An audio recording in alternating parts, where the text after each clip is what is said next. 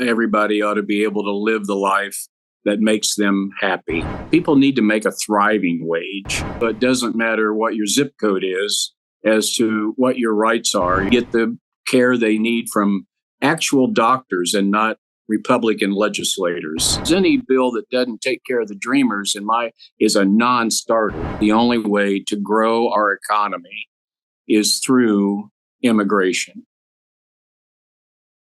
I am here with Marc Carmichael, a former Indiana state representative, as well as a current Democratic candidate for the seat being made vacant in the U.S. Senate by Mike Braun. So, Marc, why are you the right candidate to move Indiana forward in 2024?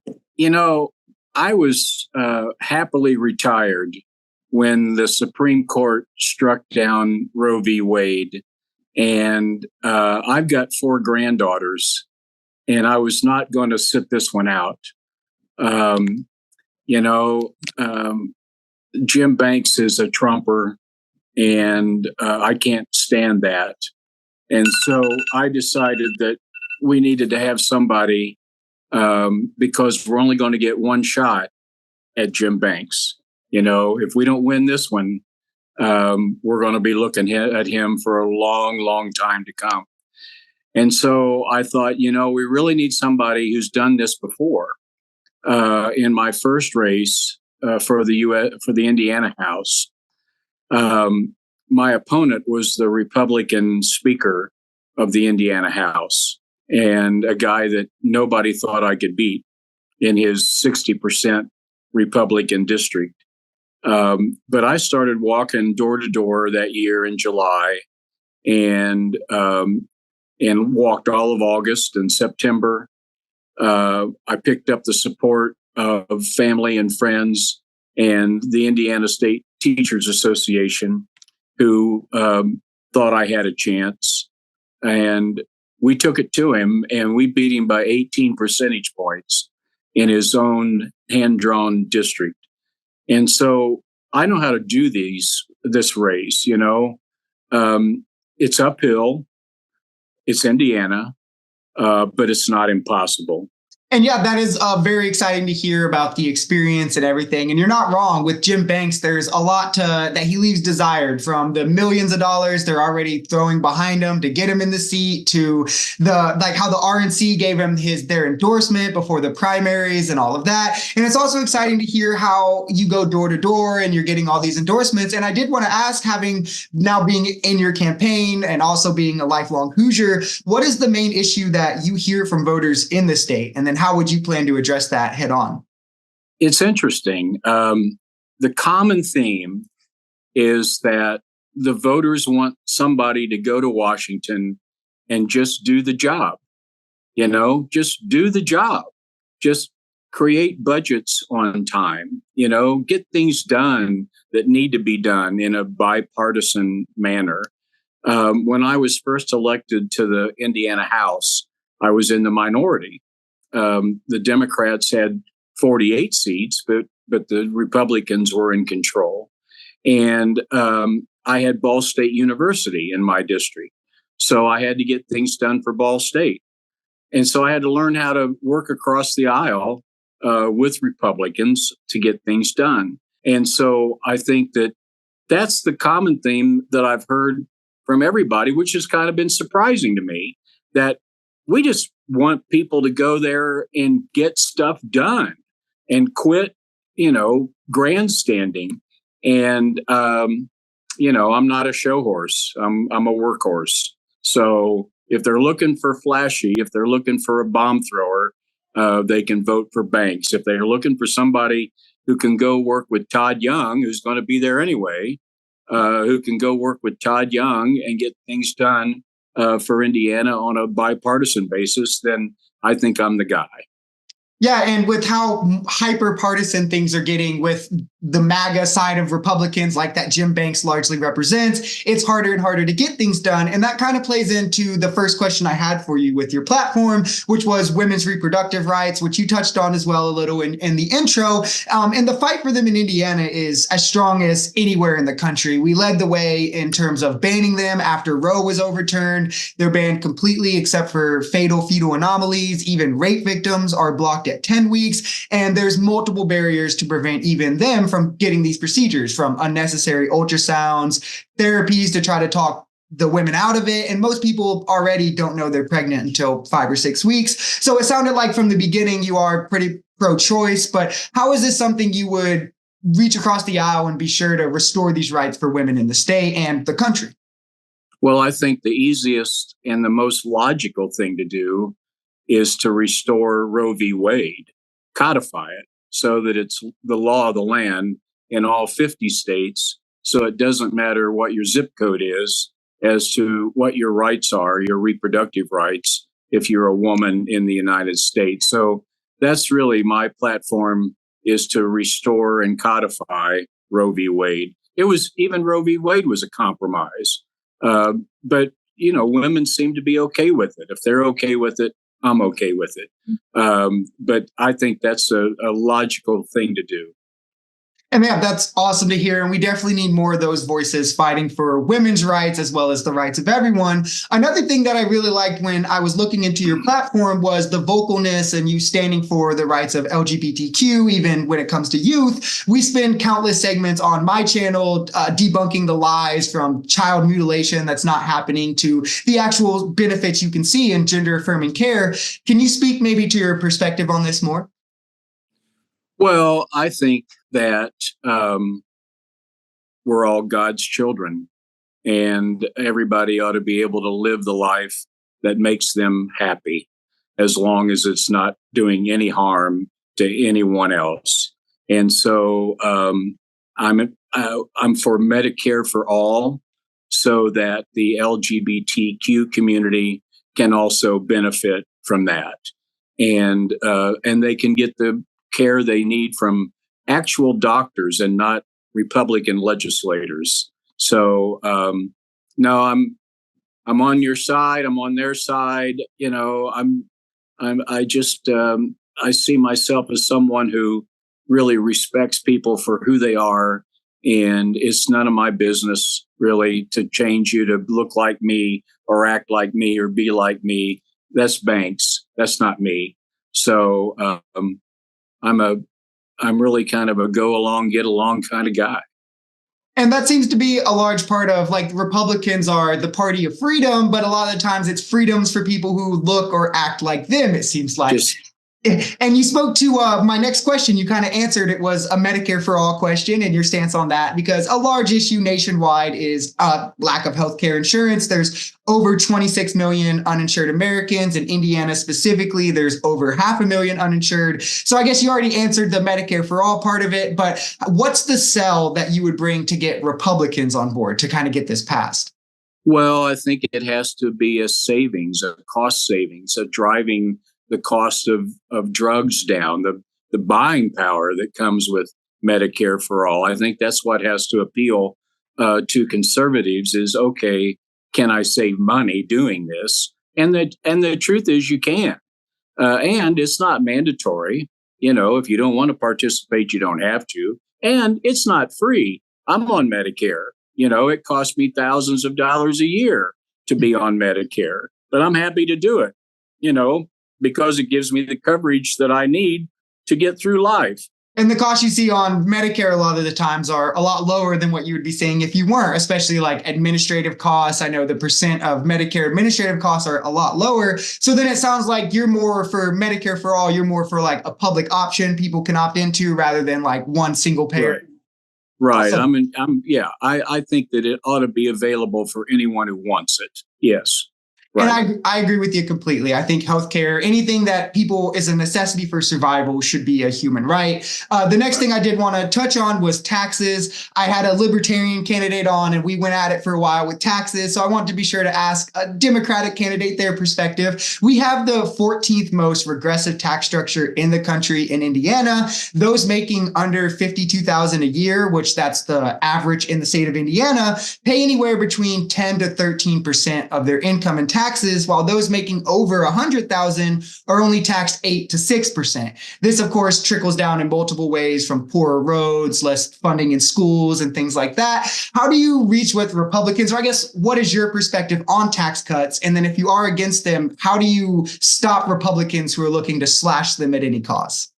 Well, that's really the only thing that Republicans can agree on legislatively is tax cuts for the rich. They can't agree on anything else. And when they try and blame Democrats for wanting to defund the police, their tax cuts for the rich have already defunded the police. And all of our safety nets have been defunded to help pay for these tax cuts for the rich. I'm absolutely opposed to any more tax cuts for the rich. They don't deserve it. They don't really even ask for it. They just get it because the Republicans can agree to do it, and they think it's politically popular. But, it takes a certain amount of money to run a government, whether it's county government, city government, state, federal. You've got to have revenues to do it right. And unfortunately, we've been hamstrung by these tax cuts and property tax caps to the point where, look at our roads. They're just patched. We're patching the patches. You bounce down a city street. It's like cobblestones out there because we're not doing it right. We don't do anything right. We just put a Band-Aid on it and hope, kick it down the can down the road and let our kids and our grandkids deal with it. But no, you're not going to see any tax cuts from me, unless it's for people who deserve it, middle and lower income people. But if we could just hold the status quo and quit giving tax cuts to people that don't need it, we'd be in a lot better shape.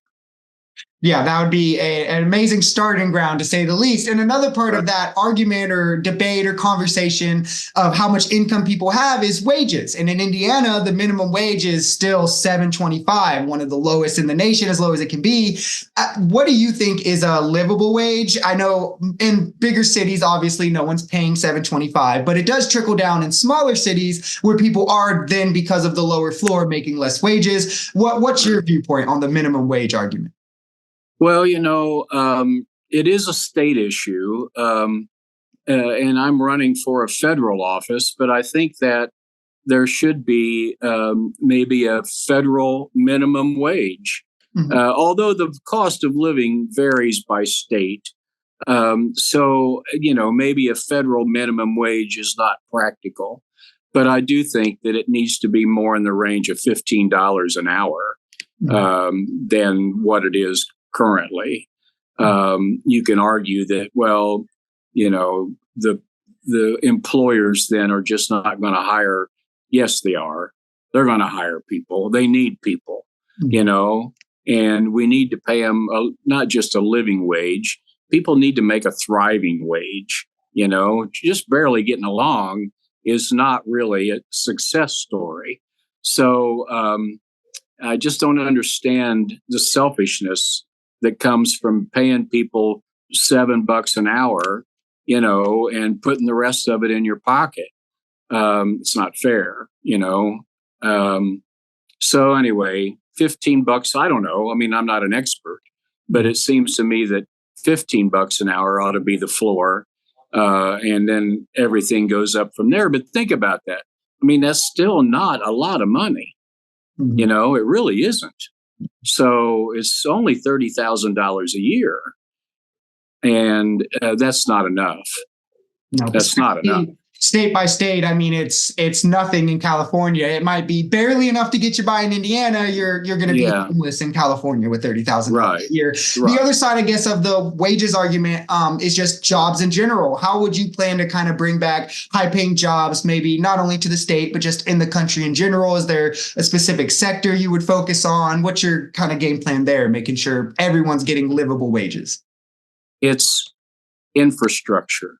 We need to replenish our infrastructure, and those are good paying jobs. And so my goal would be to create more and more jobs in the area of rebuilding our infrastructure. And then it's a win-win. We're creating good jobs, hopefully union jobs, with good benefits. And at the same time, we're replacing our aging infrastructure that we've ignored for too long. So I've always argued that the best way to create good paying jobs is to invest in our infrastructure. And I agree. And a lot of them you can start cycling towards clean energy, and it's kind of, you're getting multiple birds with one stone, so to speak. Right. And obviously being in Senate, you're going to be dealing with more federal issues, national issues plaguing everyone in the country. So I did want to zoom out just from the state of Indiana and talk about one of the more hotbed issues, I think, for most states, whether you're a border state or not, and that being immigration and just the border largely. I spend a lot of time on my channel, again, pushing back against myths about the border, from undocumented and even documented immigrants being less likely to commit crime, how we make more tax revenue off of them than we spend on them, and how the goal should be increasing the ability for people to legally immigrate. If you want to get rid of illegal immigration, legal immigration should be easier. So I kind of want to get your perspective on the whole border argument. Well, I believe that the only way to grow our economy is through immigration. Now, granted, it needs to be a regulated, fair system that allows people to come here who want to participate and pay their fair share, and they do.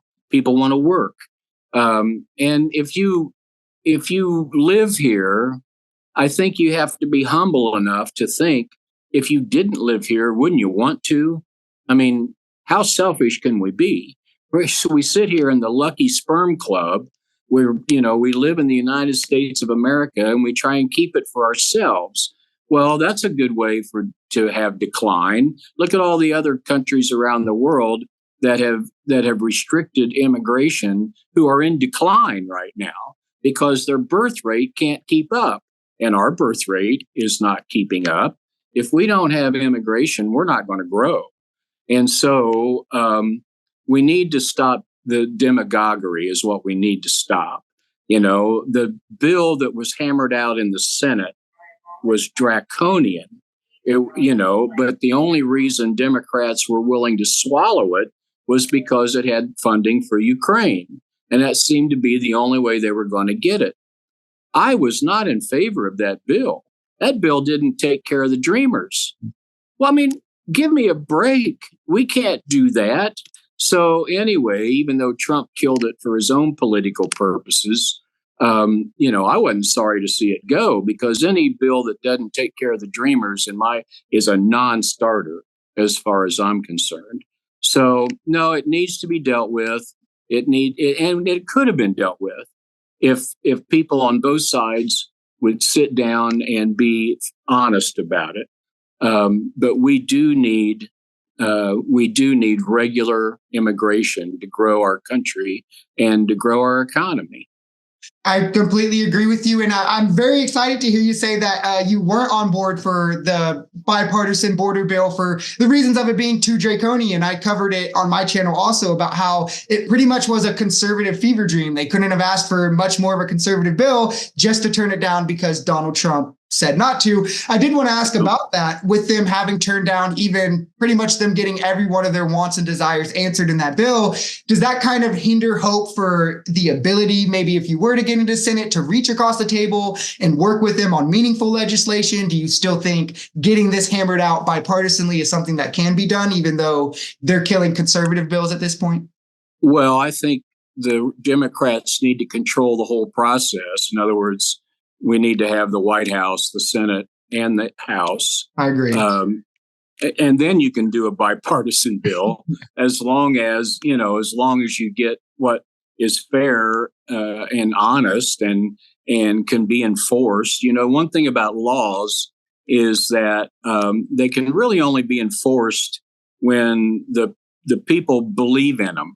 And so whatever we hammer out needs to be fair to everybody. It needs to be enforceable. But we got to do it. And we got to take it off the table. That's one thing that Republicans are loath to do, is take issues off the table. Because without something to stir the pot, what do they got? Nothing. Tax cuts for the rich. That's all they got. And I think a lot of it comes down to immigration is the one thing that conservatives fearmongered successfully enough about that they have to keep it on the table, because like you said, if they remove that, they have to stand on, we cut taxes for the rich. We want to take women's rights. We, all these kinds of things that are much more unpopular than immigration, right, which again is only popular because largely they fearmonger about it. Before we wrap up, I wanted to give you the chance, if there was any topics maybe we didn't cover, you wanted to be sure to address. If you want to shout out your website, any events, anything like that, the floor is yours. Well, I do want to try and ban the sale of assault weapons. Mm-hmm. There's no reason for them. They just turn children into hamburger. That's all they're for. And I want to attack climate change before it's too hot to live here. And I really want to work on the federal judges. For 20 years, they've been stacking the courts with unqualified partisan judges, and we're starting to reap the benefits of that. And so one of the biggest things that the Senate does is confirm federal judges for these lifetime appointments. So, I want to try and reverse the stacking of the courts done under Mitch McConnell. About the courts, could you, I guess, maybe just a quick brief rundown for people who maybe might not understand, why would that be so important? What's the importance of stacking them with Democratic judges rather than these ultra conservative ones? Well, not necessarily Democrat, but how about fair and impartial? Mm-hmm. How about that? Yeah, well, Democratic, not Democrats. Well, yeah. I think from the demographics for the Republican Party, they noticed about 20 years ago that they were dying off. Their numbers were shrinking. And if they were going to maintain their lifestyles, if they were going to maintain their philosophies, they were going to have to maybe not get it through the legislatures, although they've done a pretty good job of gerrymandering those too.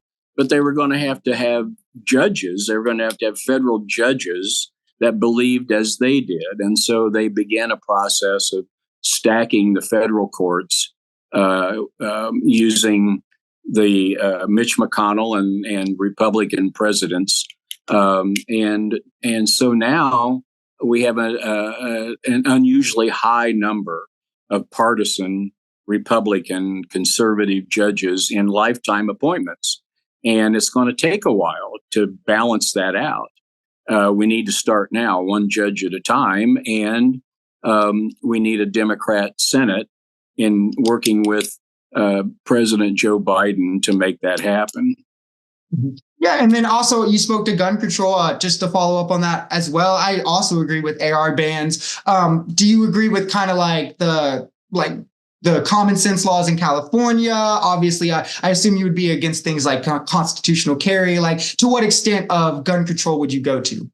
Well, in addition to banning assault weapons, universal background checks and universal red flag laws. I'm not sure they do much good. They're not really applied like they should be, but you got to have them. I mean, you got to try. And I think that's where the difference is between Democrats and Republicans, is that Republicans are in the hip pocket of the National Rifle Association and Democrats aren't. And so it's just that simple. If you want to try to make a difference, you at least have to vote for Democrats, because if you vote for Republicans, you're not going to get anything. Yeah. And so the NRA will make sure of that. And that's exactly where they're funded by the NRA. So it's like they can never hold their own opinions. And I mean, when you look at the data on the matter, there's no argument to be had. Stricter gun laws lead to less gun deaths. Less gun ownership leads to less gun deaths. These are positive things for everyone. It's not saying people can't have their guns. It's that safe people should be the ones with guns. And I'm completely in agreement with you there. So yeah, if you did want to shout out your website or any maybe events coming up, anything like that, thank you. You can find us at Marc for Indiana. That's Marc with a C for Indiana.com. And when you get there, you can read all about us and you can donate via Act Blue. You can volunteer. It's a nice place to go check out. So MarcForIndiana.com. Awesome. And if anyone enjoyed anything that he said here, like he said, wants to donate to the campaign, keep up with the progress, I also will have the link to his website in my description for anyone to find easier. Marc, thank you. Again, I appreciate you taking the time. I know you have a busy schedule, and best of luck going forward, because we definitely need to beat the Jim Banks of the world. Yes, we do. Thanks, Brandon. Yeah. Enjoy your day, my friend.